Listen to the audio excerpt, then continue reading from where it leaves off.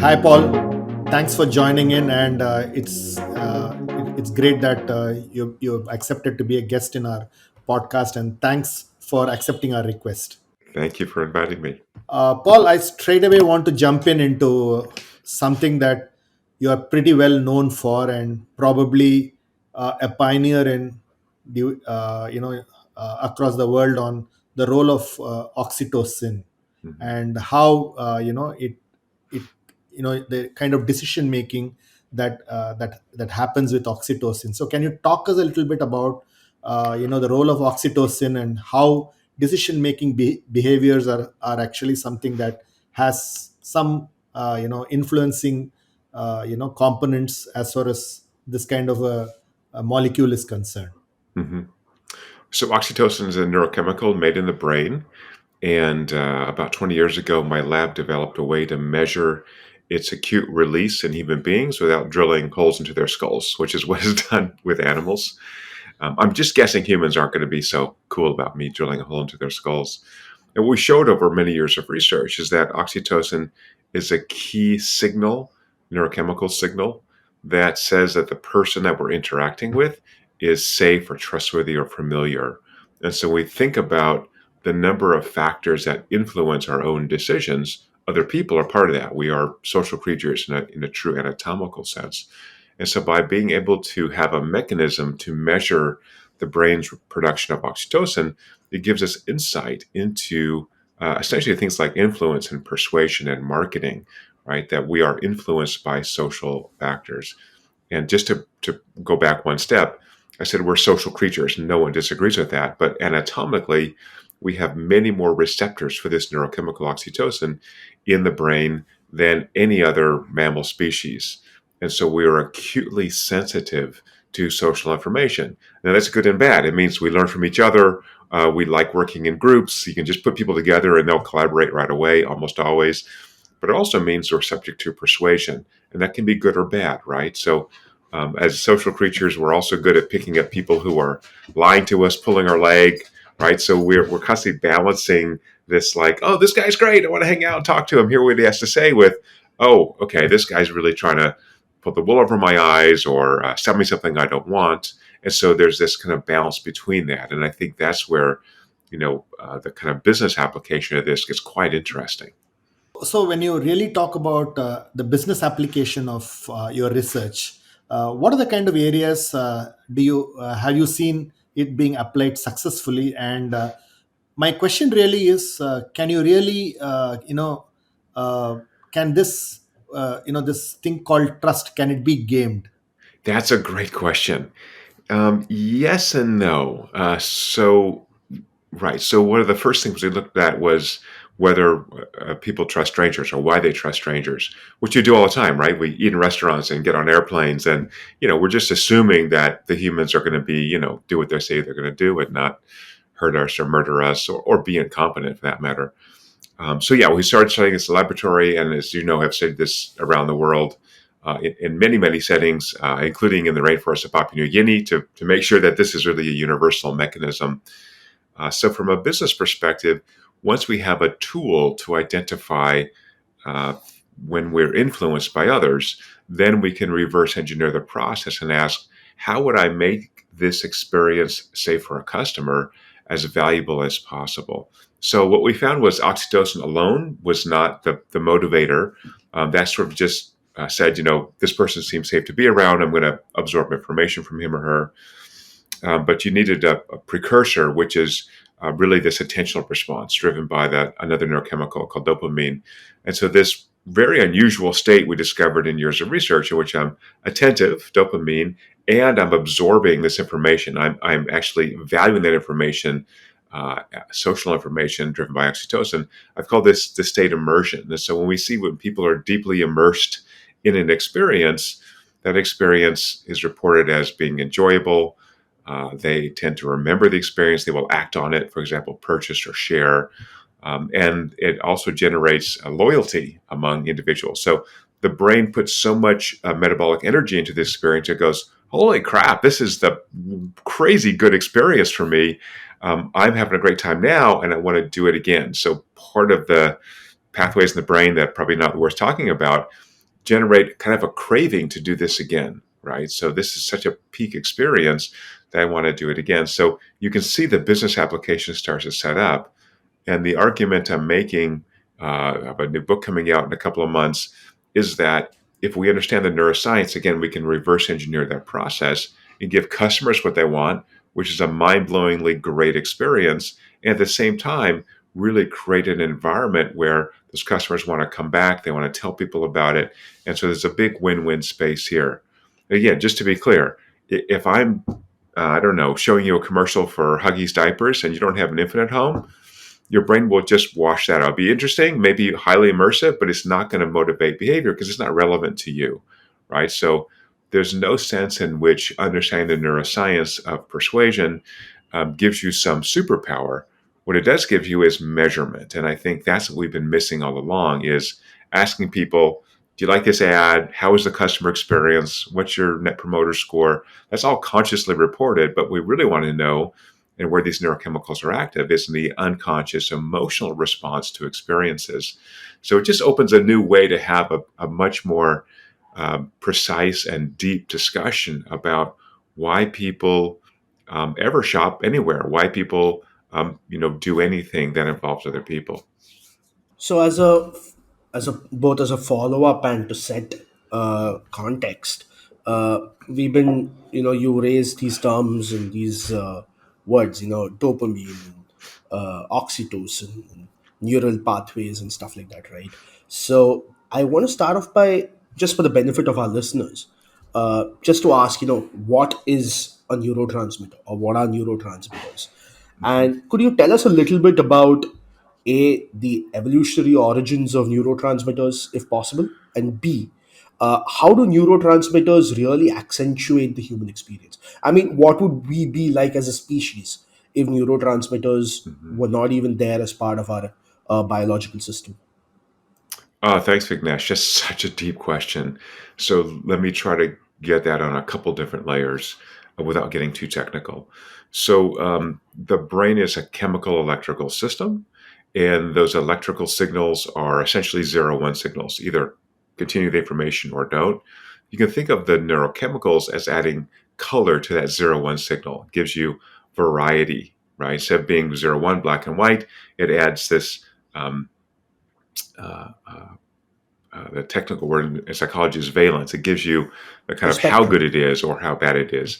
Yeah, so it creates a much richer experience for those creatures, and that's why this electrical chemical system, which is kind of real kludgy in a way, because you can be short under different neurochemicals, you can fatigue the system, but it's a very effective system to adapt.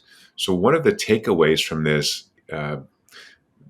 that I only discovered by because of my I'm a slow person by doing 20 years of research is that for every experience we see, we have a huge variation in the way the brain responds when I measure 50 people in the same experience. So I think I call it the dirty secret of neuroscience is that we are all weird, right? Our brains are behaving in a very different way sometimes than other people's. We don't know it because we're just trying to fit in as social creatures. We don't want to be too weird if we can help it.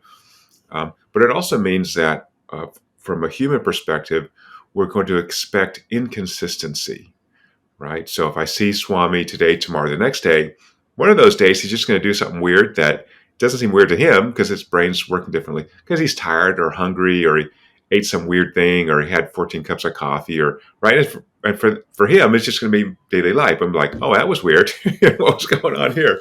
And so again, for us as individuals, it means that we should have not only tolerance but acceptance for that wide variation in behavior, including in ourselves. And again, we're not going to know it. So from our families, for our colleagues, and here's an example that has happened to me and probably most people, which is you're just cranky at work one day, and then the next day you reflect on that and you go, man, I was really kind of a jerk to my assistant or whatever, and then you got to go in and apologize to go, oh, hey, Sue, I'm really sorry. I think I was really cranky yesterday. I'm like, yeah, you were. What was going on? I'm like, my dog died, or I was late for work.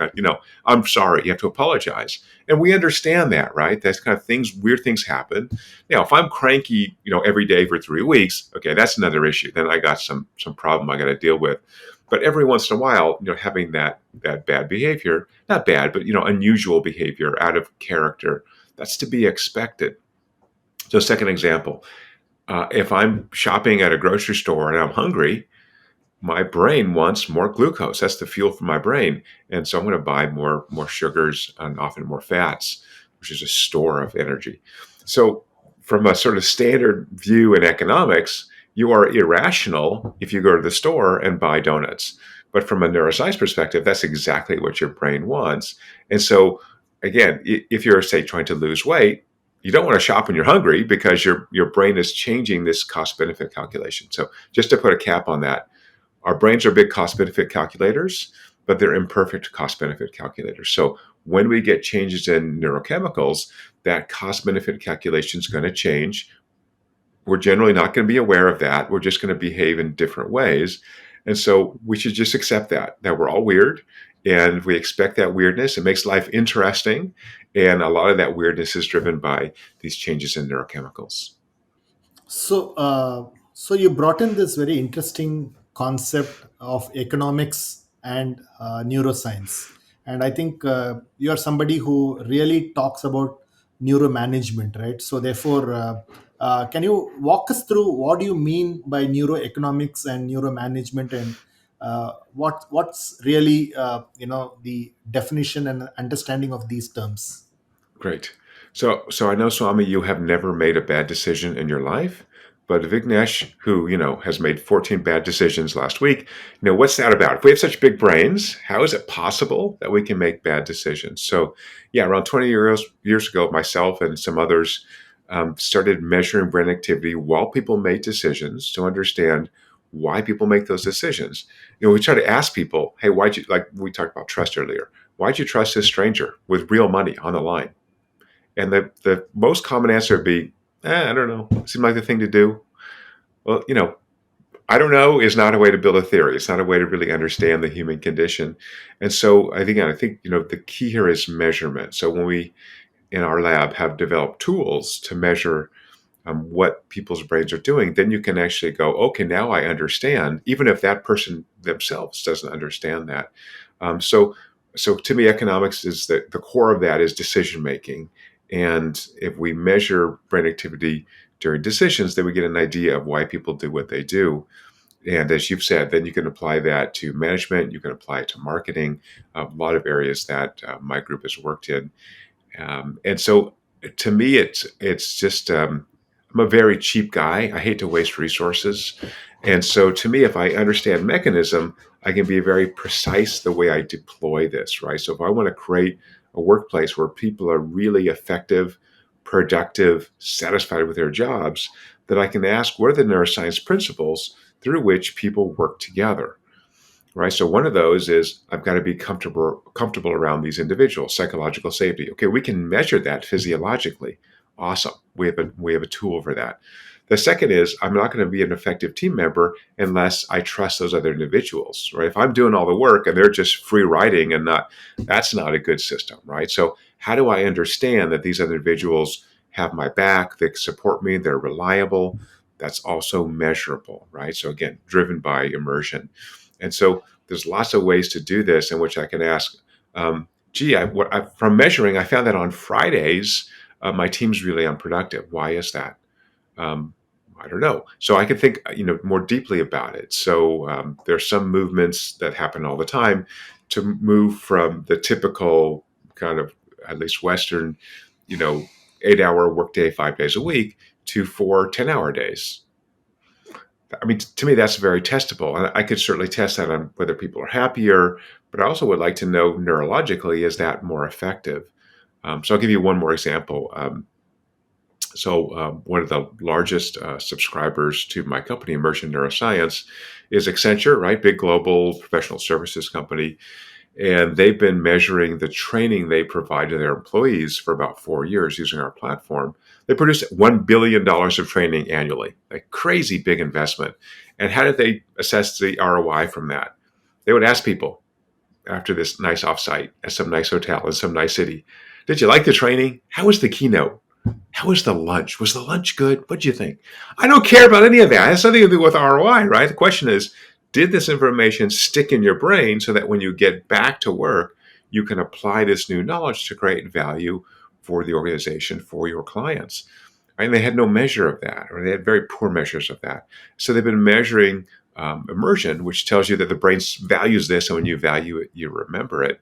And they have found through measurement that people cannot stay immersed in a training for more than 20 minutes. And yet, many of us are stuck with the tyranny of the 60-minute clock. Why is that? So, that's just, to me, that's just a neuroscience issue. How long can my brain sustain the state in which I'm immersed in this material? And I'm going to remember it before I need a break, before I need to change what I'm doing.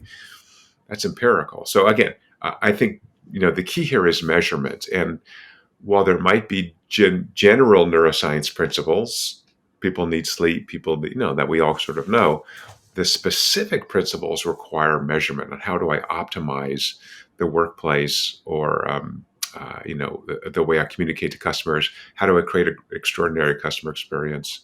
Vignesh, you got a question. You are dying to ask me something. I can just tell. Yeah, yeah, I was, because I think the it's interesting that you brought up the L&D use case for Accenture and the way that they measure an ROI, because yes, there are certain frameworks that people use to measure learning effectiveness and stuff like that. But the core concept that I think that you touched on was immersion, right? And as a person who likes to read general science and stuff like that, just for my clarity, if I may ask, what is the difference between, say, flow, which is based on the work of Mihaly Csikszentmihalyi, and immersion, and what are the specific metrics based differences between the two, so we can get a deeper picture of what that uh, chasm is, so to speak.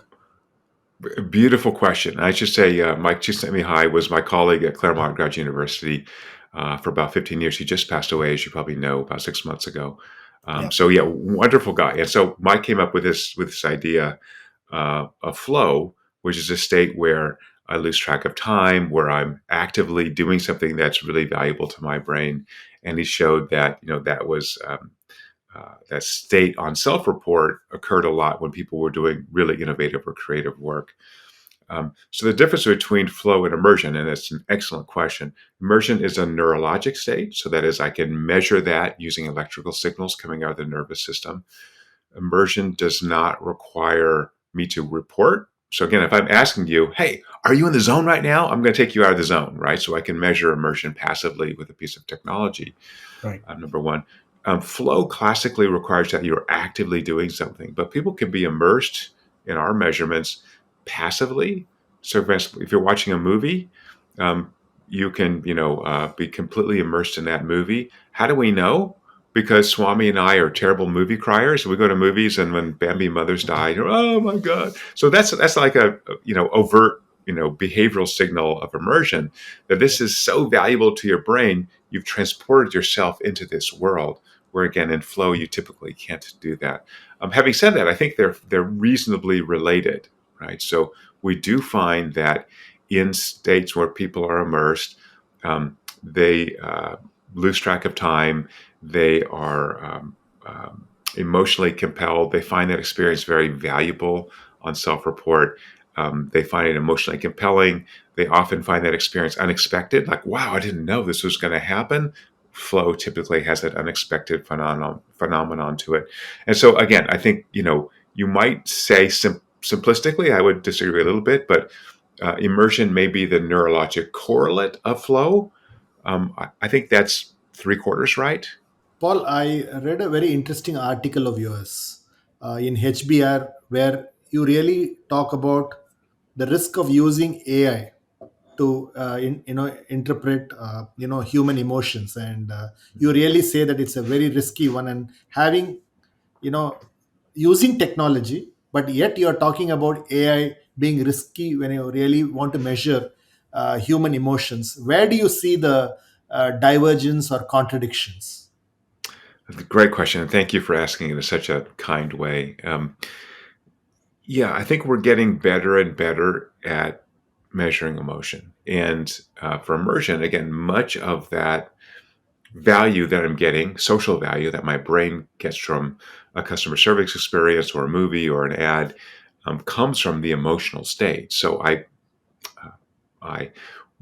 we individuals who want to create customer experiences, we're constantly trying to give you a positive emotional state. So why not use AI to measure that?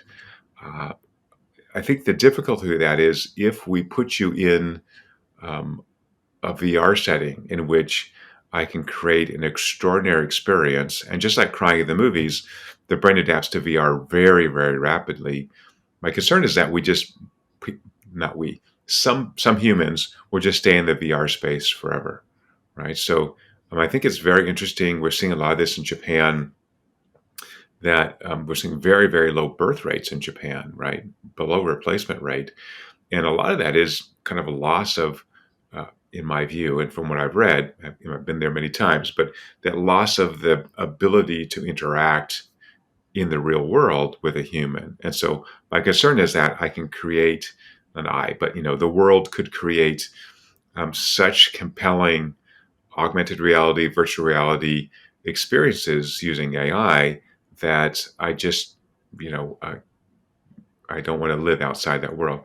Having said that, when we measure neurologic data, very high frequency, 1 second or even higher frequency out of the brain, and when we apply machine learning to that, we're able to predict things like which songs will be hits 3 months in advance, whether people will watch a YouTube video with 95 plus percent certainty. So the neuroscience plus machine learning gives us almost scarily accurate predictive abilities, and that worries me a little bit, right? So I think we're never going to get to 100% for neurologic reasons I can explain in a second.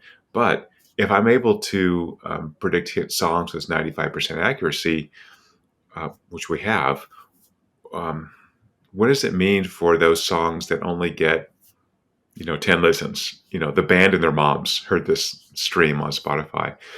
Now, there may be a place for that. Maybe we create a new streaming service for songs that will never be hits, but still some people like them, or whatever, like long tail, right? So I do think, as I said earlier, I'm a cheap guy. So I think once we have the neuroscience measurements from the streaming services perspective, for music, let's just talk about that. I can think about where to put my marketing dollars. I can think about how to distribute this, how to market this in a much more effective way, because I have pretty high probability of knowing which songs are going to be hits, as opposed to kind of throwing spaghetti at the wall, which is often done. So I'm certainly not against artificial intelligence. I do think that we want to be careful that we don't set the bar too high, so that the artificial experiences we create crowd out the in-person experiences. So Vignesh, we talked about neurochemicals, and so this uh, neurochemical that gets us into these immersive states, dopamine, is the same neurochemical that is increased a millionfold when people take methamphetamine or cocaine, and so these VR experiences have this dopaminergic kind of reward value to us. And so, yeah, if I hit that system too hard, just like in people who use stimulants for years, the system just burns out. And so when you look at drug addicts, particularly people who use stimulants, they tend to be very emotionally flat because that system has been hit so many times with the world's best experience. So again, I don't think virtual reality can do that necessarily, but it's a concern for me neurologically, right? That I'm going to create this experience that will actually give me that almost drug-like fabulous emotional state with avatars that are gorgeous who fall in love with me and my life is perfect. And then I got to go back in real life and talk to my wife who's cranky and talk to my kids who are crying. And, I just want to escape into that world. So I think there's some risks there. I think I don't know the solution, by the way. I think it's great for many members of society to have this discussion. Just like, when my children were little, and you guys probably did the same thing, we would limit their screen time just because it's so compelling to be playing a game all the time. A little bit's okay. I think same thing with alcohol, same thing with, most things.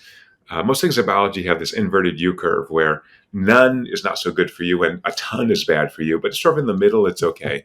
If you have a glass of wine at night or two, it's not going to hurt you. Probably looks like it's probably good for you. But yeah, if you're spending an hour a day in VR and it's a fun experience and you're doing some cool quest, I don't have a problem with that. But I think for the was this famous case of this. Remember this young man in South Korea some years ago who literally, like, for 36 hours was one of these video game cafes and literally just died playing. Right. So that's this system that's in overdrive, particularly this dopamine system, where you're getting so much reward from it that it crowds out the need to eat, to sleep. That's not good. But as a follow up, I want to know why does this happen? Because as somebody who designs products, so the way that we've been thinking about product design in the past is, hey, we got to give customers the best experience possible. We want to keep them uh, addicted is the word that we would use right now, but the word Yeah. that we use in the past is engaged, right? Hey, we want, if you're on Twitter, the Twitter design team and the products team's Hmm. intention would be, hey, we got to keep our users engaged at all times. Facebook's, Instagrams, that was a similar uh, mantra, so to speak, right? So I think now that we've seen how dopamine really damages real world connections, real Hmm. world trust, do you think from a design management standpoint, we need a new set of ethics based on the lessons we've learned from the damage products have done in the past for how technology and product design can really bring Hmm. positive transformations in people and society? Speaking of this, that's one of the best questions someone's ever asked me. I mean, that is such a fundamentally important question, both for business people and for society. Let me try to answer that as clearly as I can, and it's just my opinion. Certainly could be wrong. Um, the nice thing about the brain is it has these self-limiting systems. So if we think about the most addictive, experiences, think of Pokemon Go. Crazy huge, billion, downloads of the app. And then it kind of burns itself out after about 18 months, 24 months. And so what's interesting with the dopamine system, it's adaptive, right? So we do the same thing in drug addicts. If you're taking cocaine, at some level, you got to keep increasing your cocaine intake because your brain acclimates to this hit it's getting. And so the same thing, I think, with these experiences. What the data look like neurologically is that people like the new thing, but not too new, right? So it's really evolving, and that, from a business perspective, puts a lot of pressure on us, right? We want to keep creating this great experience for you, but also evolving it so there's something new and exciting about doing this thing again. Um, so I'll give you a concrete example in a second. And so we want to, quote, keep them addicted or engaged in this experience, but we have a big prefrontal cortex. And at some point, I can go, man, I don't want to go to this anymore. So I'll give you a concrete example. So we measured immersion at Disneyland. I live in Southern California near Disneyland. And what we found was that across, I don't know, a dozen rides we went on, they're like in the 98th percentile. I mean, Disneyland is really, really, really good. Now, here's I think, the most surprising part. Often, the entrance to the ride, which can take a while, right? Because there's lots of people there, the entrance was more immersive to the brain than the ride itself. So, this tells us about storytelling and construction and putting these little Easter eggs in, something for you to find. And because I live in Southern California, I've been to Disneyland, I don't know, 80 times maybe in my life. I've been there a lot, so I know the rides pretty well. And still, and I was one of the subjects. It was very compelling to me. So I think we get to storytelling, we get to something a little bit unexpected, and that experience is different because we're different every time we have it. So I think we want to have this trade off with giving you choice, but not coercing you. So as long as you have a chance to say no, I can create a great experience, and yet I can say, for me personally, I'm kind of over Disneyland now. They've raised the prices through the roof. There's too many people. I don't know. I've been there enough. If I never go again, it's okay. it's a fabulous experience for people. And I have not been to Disney World very often, so maybe I'll do Disney World or something different. So I've kind of reached my capacity on that experience, and my kids are older; they don't want to go anymore. So you know what I mean. So I think we do want to be careful that we're not. This is like Nir Eyal's book, Hooked, right? That companies are always putting these hooks in, and you have to. We Yeah, want to have yeah. those customers return. Very important. But again, you need to have the ability to say no, right? So, and then finally, as I sort of suggested, but let me make clear, people change, they age, they have different preferences, and because of that, we're just going to have people drop out of whatever customer experience we've designed for them, just because their life experiences change, or like me, they've had enough and they get burnout. No, not burnout. They just have evolved into doing different things. Did I answer So, your so question well enough? I think I didn't. I think I got a quarter of it, and you got three quarters more you should follow up on. Yeah, no, because I think it's very interesting that you've raised that the hook model, right? Because when you really look at the hook model, you're basically saying action has a variable reward, right? But Mhm. in the model, the action that you desire is a yes, and no does not have a variable reward and is not followed by an investment, correct?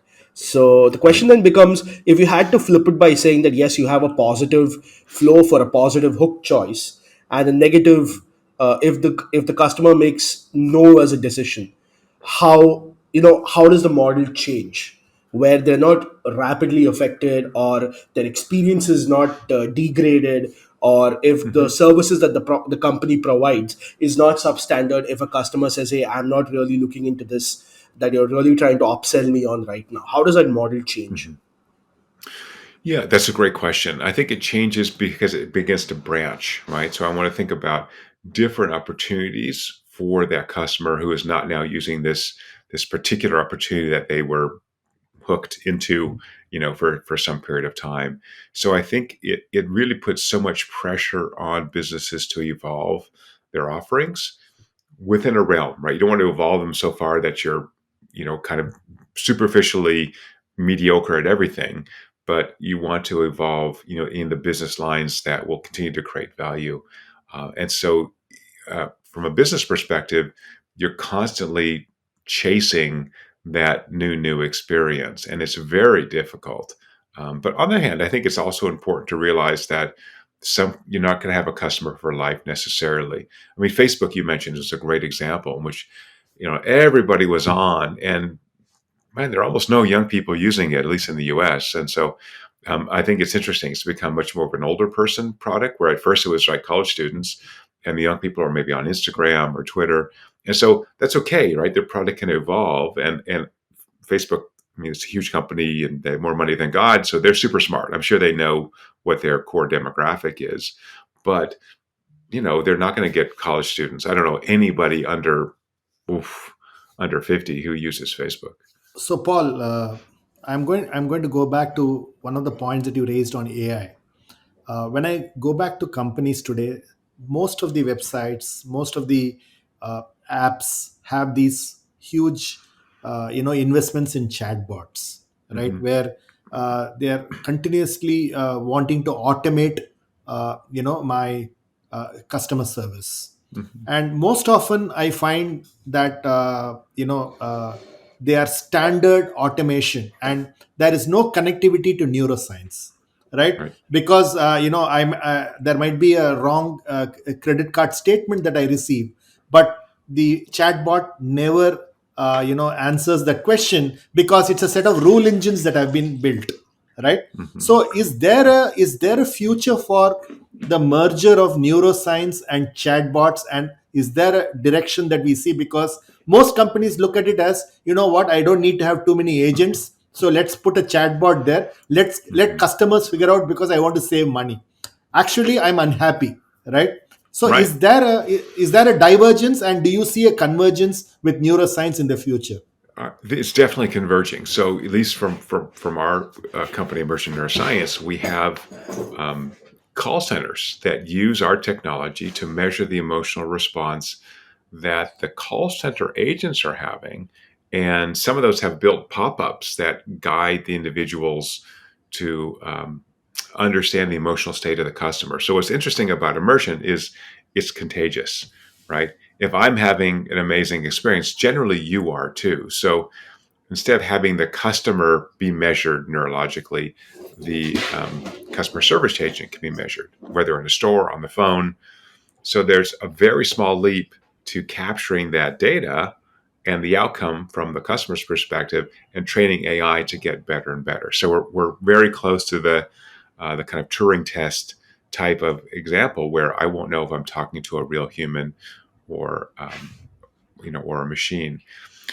I don't think that's a bad thing, right? Because humans get tired, they get cranky, they all kinds of problems. But if I had a really good chatbot that could solve most of my problems, that'd be great, and could do it with positive affect, with sort of happiness. So as amazing amounts of data showing that just a happy, cashier, customer service agent, hugely impacts my view of that company, how much I buy. So it's crazy amazing. So we have a client in the luxury retail space, a very, very well known brand that you would know, and they were able to, by measuring immersion of their salespeople, this is retail, clothing retail, um, they could predict with about 80% accuracy which customers were going to buy by how immersed the salesperson were in that interpersonal experience. So again, if I had enough data like that, then I could begin to train a machine learning algorithm to give me that same level of wow, great to see you. Welcome back, Swami. So nice to have you. Little things, using name, making eye contact. Well, machines aren't not going to make eye contact, but an avatar could. Yeah, and also there's this familiarity effect.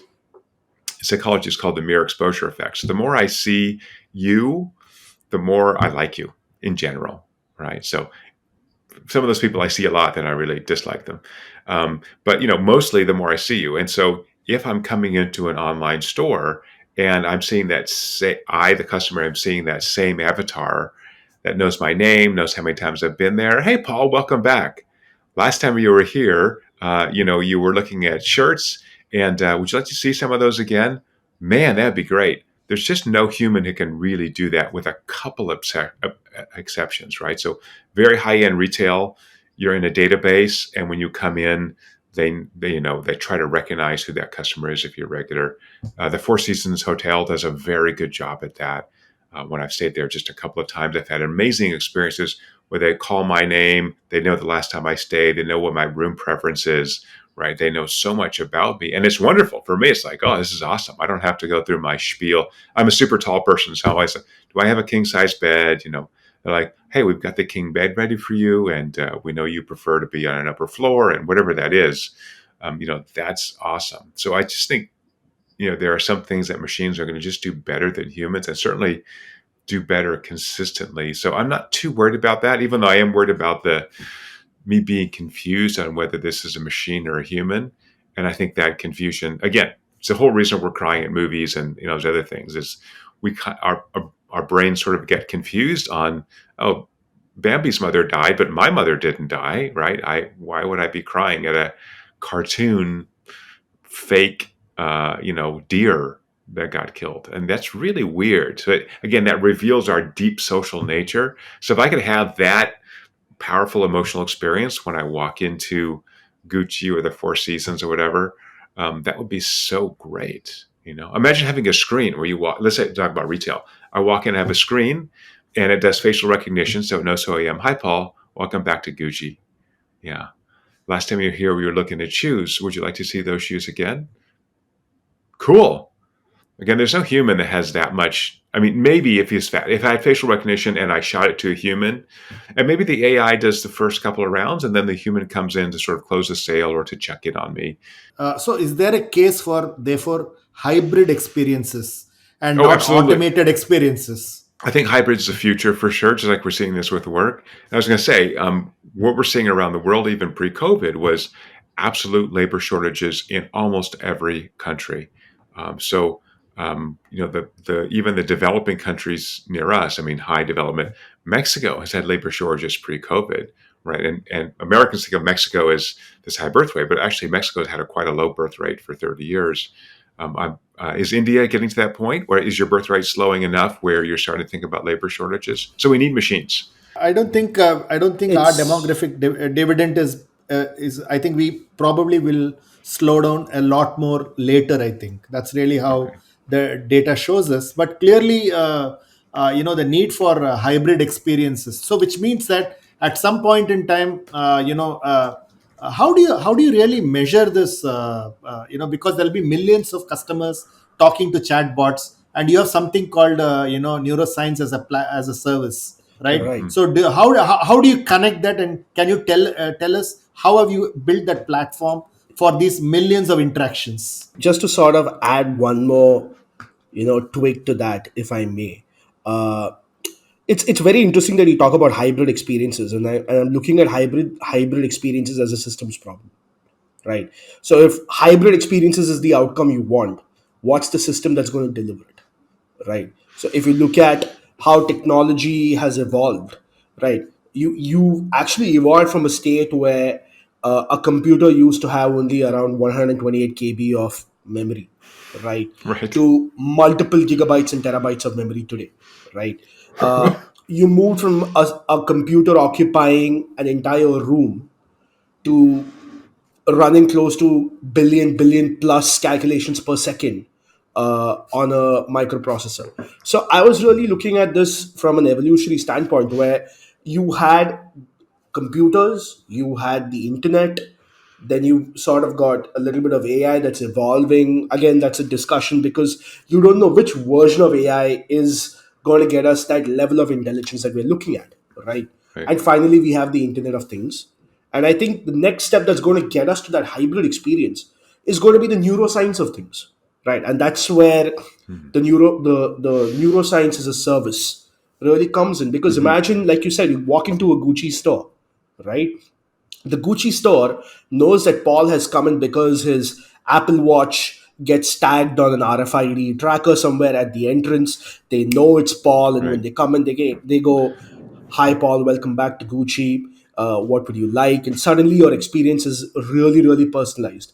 So would that be one way to look at merging complex marketing and design experiences with Mhm. deep data oriented insights based on the principles of neuroscience? I agree 100%. So the reason that customers would do that is because, as you said, you get customization at scale. So if I walk back into Gucci and I'm enabling my smartwatch to send data to the cloud on my physiologic state, that AI may know that I'm hungry or tired. So how about coming in? Hey, Paul, welcome back to Gucci. How about a cup of coffee? Let's sit down and to relax a little bit. Oh my God, that would be great. Now, some stores do that. Luxury retail will offer you coffee or sometimes a glass of wine, which is really nice, or champagne. But just to come in and have that be customized, or to look at my physiologic state and go, looks like you might be in a rush today, right? Do you have time? Is there one thing that you really need? Because last time you looked at shoes and shirts and ties, right? And so, are those among those three things? Should we just focus on one of those today? So again, a really good salesperson could do that. They can kind of read your body language, but again, we're imperfect at doing this. So I think customers will enable it. So I think we're back to Swami's question. I think and the way we've built Neuroscience as a Service platform is there's always an opt-in. There's no surreptitious data collection. It's not like I'm pulling data without you knowing it from the smartwatch, and I'll explain to listeners how we did that in a moment. But I would do that because I want to have a great experience and I want to have this company learn more about me so I can have consistently really good experiences. And I also will know objectively, unlike a sub report on a NPS or something, I'll actually know how great that experience was for me when it's over. Like, man, that was awesome. Or that kind of was sucky. And I look at my immersion measure and go, oh yeah, that was a 33 out of 100. That was not so good. That was no wonder I wasn't so happy and whatever.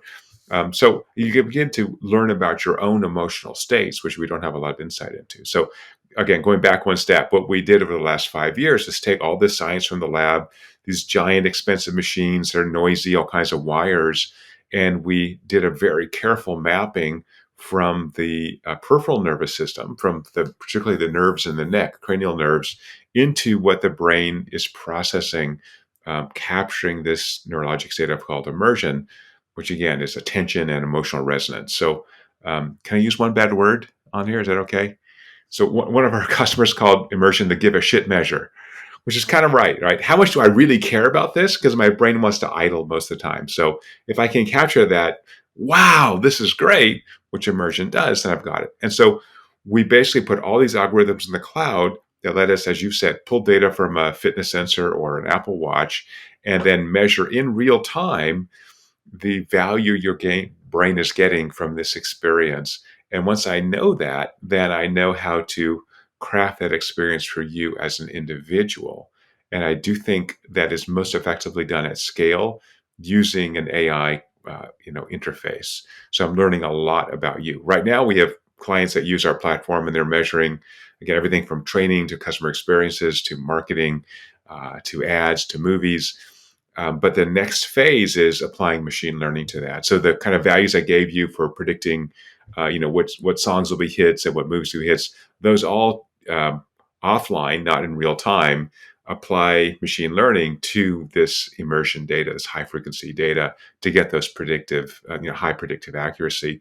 But once we can do this in real time, then I'm in the hybrid world in which I'm trying to create a great experience for you as an individual, not you as a collective. And I think once we can do that, I'm going to dig this experience. And if you know, again, what I'm feeling that I may not even know, it would be fabulous. And I want to follow up with Swami's question too, if I can take 90 more seconds. Also, it's a prosthetic for us to learn about ourselves, our own emotional states, and those around us. So in my imagined world, if my wife opts in to share her data with me, and when I come home one day from work and I'm tired and she seems cranky, and in my head I go, oh, this woman again. We've all done this, right? Because we don't say it because we're nice people. We're like, why am I here? I'm just tired. I just want to put my feet up. But what if my phone, because I'm getting her data, goes, hey, your wife's having a really bad day. Pick up some flowers for her on the way home, or take her out to dinner, or just be aware she's really just unhappy. It's not your fault. It's nothing to do with you. She's had a really tough day. Man, your relationships will be so much better. So that's an immersion plus AI application. We can almost do it now, actually, but it'd be better with AI. So just to help the humans be happier. So again, just to put a cap on that, most of my professional life has been developing knowledge and technologies to help people curate their lives for greater happiness. And so I think that certainly applies in the business setting, but happiness times five, right? I want you to be not just be happy when you see me in my store or online. I want you to go, holy crap, this is the best thing ever. I love this place. And that love is, corresponds very closely with immersion, right? It's the value that the brain gets from a social experience. We call that love when it's a partner or a child, but from the customer service perspective, we often call that engagement, which is such a vague word that I just dislike it. But neurologically, that seems to be immersion. Like I am sucked in this experience. I'm here. I'm present. I'm getting value from it. I'm digging it in every level, and I want to do it again. And so, again, good for the customer, good for the organization. And I would argue, and have argued in this book I've coming out in a couple months, it's good for society. When I have this peak experience, I'm happier. And that happiness has a halo effect where now I'm just nicer to the other humans around me because I had such a great experience in a store or online. And I'm nicer to my spouse and I'm nicer to my kids. And so I'm building greater satisfaction in my life because I'm using that great business experience that I have that someone created for me, and I'm carrying it over to the rest of my life. Right? Think about, you guys remember, I'm old enough. Remember like when the first Rocky movie came out, it was like, oh my God, I'm going to work. You leave that movie, you were so pumped up, like, I'm going to work out. It's going to be awesome. Or the new Top Gun movie, right? So when the original movie came out, I was in college and in San Diego where they filmed that movie. And it was like insane. Like people are joining the Navy and everyone was going to be a jet fighter. And, it was crazy. From a movie, it's fake movie. It's totally fake, right? It's a fictional story. So, that's the sense in which, having that profound, valuable experience neurologically does affect behavior. And again, it could be positive or negative. The downside is you go to a store, you have a terrible experience, and the data show that one bad experience in retail, people almost like 80% of people go, I'm never going back there. Just because one customer service agent wasn't very nice to me, or I don't know, I didn't like them. I'm like, I'm done. I've shopped here for years now. I'm done. Oof, that's tough. So again, once we have measures of people's neurologic state that they want to share, right, because they're going to get a better experience, and we can build that into a hybrid or in-person experience, I think the world could be a little better place, with a caveat that we don't want to suck you into this experience that's so perfect and too valuable that you never come back in the real world. So sorry for the long dissertation there, but it was such a deep question. I thought it deserved a long answer. Yeah. Definitely, Paul. So the question I have as a follow-up is: does it have privacy issues, and what do you think are the barriers for customer adoption? Imagine, the data that you're telling me. My wife is in a bad mood, therefore I walk Mhm. in, preempting. It's almost like this intelligent dictionaries that I have right today. Allow me to write it, right? Don't be so intelligent that make me an idiot. Okay, Right. so where Yeah. do you think is the real problem? No, in fact, when you were talking about that optimal state of where the technology is allowing you to preempt things, I was just thinking something very similar to what I just asked, which is, you know, which something that you've been discussing before the conversation, which is, uh, uh, back in the day before Spotify personalized playlists came, we would write the best songs for people to listen to. We would make mixtapes Mhm. for people, right? Once Google Maps came, we never had to remember the routes to places. We would just turn maps on and we would go, right? Right. We used to remember people's phone numbers. Now we have contacts, we have WhatsApp. Now here's my question. Okay, so when everything works great, it sounds amazing. Now imagine that there is a bug in this program. Okay, if I have a bug in a route direction or a navigation app, it's okay, it's solvable.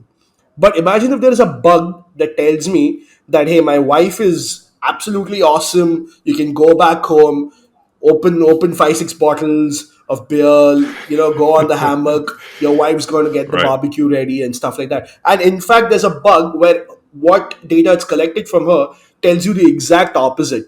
And then suddenly, just like how we have forgotten the routes to places, the phone numbers for our friends, would we forget the way to make up with people and say that, hey, I'm sorry, hey, it's an issue with the technology, it's not my fault?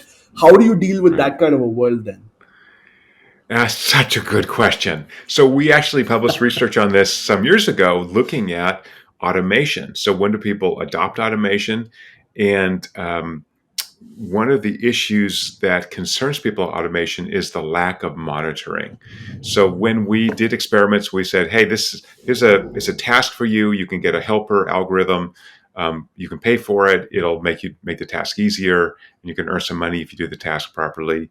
If we said this algorithm's like 98% accurate, people just assume 98 is perfect. Even 90% or 85%, they don't monitor it. And so we found is that you actually want to add a little noise into the system so you monitor. So I think that this gets back to also Swami's question. I think that, so the PII, you've got to own your own data. That's the first thing, right? Again, you might want to share it to companies to, make your experience better, but you need to own the data yourself and decide who sees it. So that's the first part. And for our company, we have no personally identifiable information on our platform, zero. You can see your own data, but all we do is aggregate the data, right? So we don't know who you are. Very important. But I think that the example of your coming home with your spouse should be your wife might have had a bad day. You might want to do this, right? We want you to monitor and continue to have these experiences. Having said that, there's an argument made by Steven Pinker at Harvard that by reading literature, we became more empathic as a species because we started to experience other people's lives, right? So think of the kind of movies that have changed our lives, as I mentioned, the kind of literature you read, a book where you get insights into people's lives. So just having this tool that gets us out of our, tiny little brain that is just trying to keep us alive and conscious and, not tripping over our own feet, and having it help you, guide you towards better personal experiences would be great. So even in the extreme. So I use, say, immersion and or AI to train my customer service agents in person on the phone.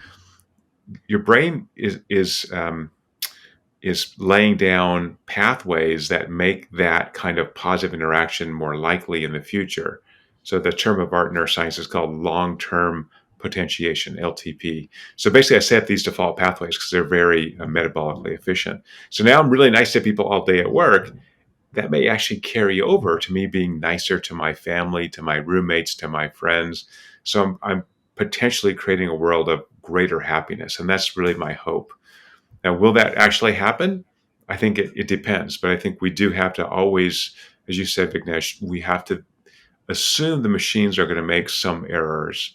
And the reason we will never get 100% predictability and neurologically is that there's an underlying randomness in brain activity that's not completely understood, but probably has to do with housekeeping. So you've actually got to kind of keep the pathways open.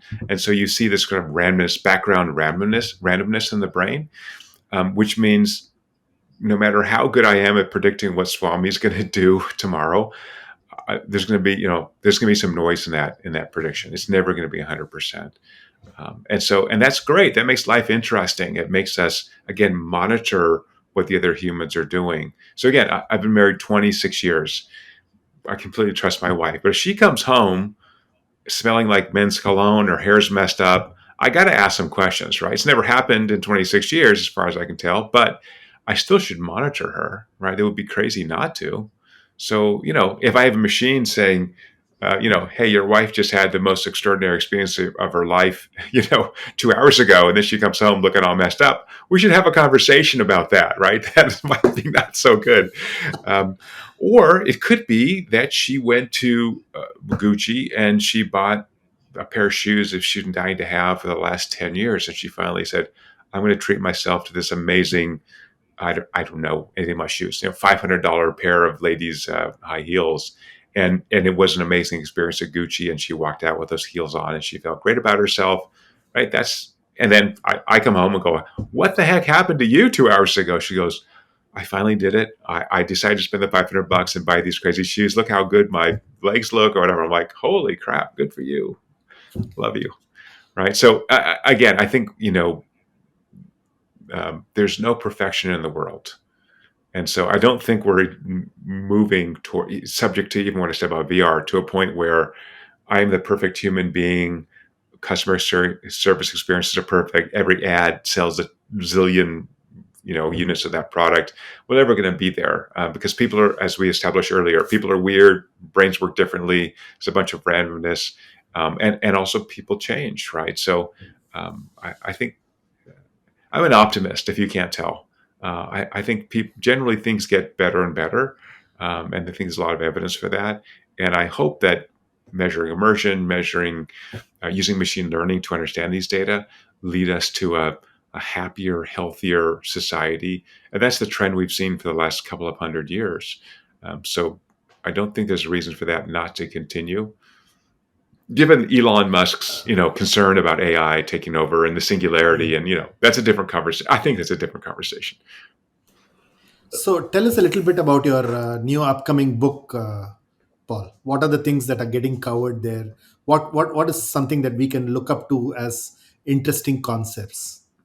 Thank you, Swami. You're very kind to ask that. So the book's called Immersion: The Science of the Extraordinary and the Source of Happiness. It should be out in September 2022. It is really deriving insights from about 50,000 brains that we've measured immersion in, everything from watching ads to live customer experiences to training to students in school. And so, I think it really, again, tries to reverse engineer that process. If you see enough of these experiences with neurologic data, then you can say, okay, well, what makes these experiences extraordinary? And no one wants to be married to an ordinary spouse. No one wants to have a blah customer service experience. No one wants to see a bad movie. And yet, so much of that happens. Maybe not the spouses, but I live outside LA. 80% of Hollywood movies lose money, and that's been true for the last 30 years. How is that even possible? Right? Think of how many ads completely miss the mark. All these smart people, creating advertising for stuff, and most of it fails. And for me, that's the lack of that is the lack of the right measurement, which is measuring these unconscious emotional responses. So if I'm going to message you, I should do it as well as possible. So one of the things that I developed in the book was a straightforward 5-stage um, framework to persuade other people. And it has an acronym SIRTA, SIRTA, that stands for staging, immersion, relevance, target, and action. I won't go through all that, but it's a very systematic way to say each of these stages is necessary if I'm going to provoke you to take an action after a message or an experience. And so again, that's just, years in the trenches, just like you guys have been with your business, years in the trenches, doing this over and over and over, and then patterns start to occur. So a lot of crazy stories, a lot of the initial work we did to discover this neurologic state of immersion was funded by the U.S. military. So the book starts out with me getting my butt chewed out by um, a member of a clandestine organization early on in the War on Terror, who wanted me to work a lot faster so they could get information from suspected terrorists. So a lot of crazy things happen in the book. So there's a lot of narrative in there, which I think is interesting, but also a lot of kind of do this thing, and every chapter ends with, here's the 5 things you should have learned from this chapter, so try doing these things. So I think it's going to be fun to read, but also I think quite useful. And then lastly, even though it's written primarily for a business audience, if you're interested in human behavior, which I think all of us are ultimately, why are people so weird? So I think there's, the secondary readership are going to be people like you guys who are actually just super curious about humans. Like, man, why are people so freaking weird? What's going on with these humans? And so you got to learn a little neuroscience along the way, which I hope makes it useful. Brilliant. I Right. think Paul, what you're doing is actually applying your article where you talk about how the human brain responds to stories better. Maybe that's what the book will contain, I presume. So we are really looking forward to the book. I would like to move into some rapid fire questions, Paul. So my first question to you is, what does success mean to you? I don't think that's a rapid fire question. I think it's really the satisfaction of doing something difficult but important, and doing it in an ethical way with people that I care about. What are some of the books that have influenced you the most over the course of your life and career? Oh gosh, how much time do you have of that? Um, so many. Zen and the Art of Motorcycle Maintenance by Persig, Crime and Punishment by Dostoevsky, um, uh, Consilience by E.O. Wilson. I think the best business book I've ever read is The Experience Economy by Pine and Gilmore. Amazing Mm, book. So I'll, mm. I'll stop there. But yeah, I read probably 2 to 3 books a week. So I grind them through. I think there's so much information on audio on double speed. You can go through a lot of books. So there's a tip for the listeners. Get your books on audio, and then when you're driving, when you're at the gym, whatever you're walking, you can bang out information. What would be your advice, Paul, to a 18-year-old who's in the university studying today? The more technical skills you have, the more impact you can have on the world, and the more control you have in your life. So, data analytics, math, computer science, you need all those things, and know something about humans. I think it's important. I Okay. think the humanities give us the why, and the technical stuff gives us the what, and together those are a pretty powerful combination. Take a literature class, take a religion class, take a I don't know, a psychology class. Know something about the humans as well. If you could invite 4 guests for a dream dinner, who would they be and why? Oh, good question. I'm going to include Elon in that, Elon Musk, in my one of my dinner guests, because he's. I like that he's disinhibited. So I saw him speak about 6 weeks ago at TED for an hour, and I like people who are smart, but also are not don't buffer themselves as much. I don't know. He turns off a lot of people because he just says what he thinks. I find that really refreshing. Uh, let's see, three more choices. Can they be dead people or just have to be alive people? Absolutely. Yeah. They can be Okay. anybody who you want. Um, I'm a really big fan of Benjamin Franklin, one of our founding fathers. Again, kind of disinhibited, a little bit of a wild man. I think he'd be great. Um, trying to think of the great people who'd be so interesting. Um, some of the great mathematicians. I'm a math guy at my core, so Alan Turing would be amazing. Uh, Mathematicians people haven't heard of. Leonard Euler, who is a German mathematician, probably one of the top five mathematicians in history. Isn't that terrible? I'm getting all these weird techie people. Um, and maybe some wonderful people. The Dalai Lama. I've spent enough time with Tibetan monks and some of these really happy people. Mathieu Ricard. I'm going through six people now. Mathieu Ricard is a neuroscientist, PhD in neuroscience, who studied with the Dalai Lama for 30 years. Do you know him? Who I just met once, and we had an intense, deep conversation, mind meld. So I'd love to spend some more time with Mathieu Ricard. So I'll stop there. Brilliant. What is one best piece of advice you ever got in your life, Paul? I'm going to give you the piece of advice that I have to explain. So the advice was from an investments class I took as an undergraduate, and the advice was pay yourself first.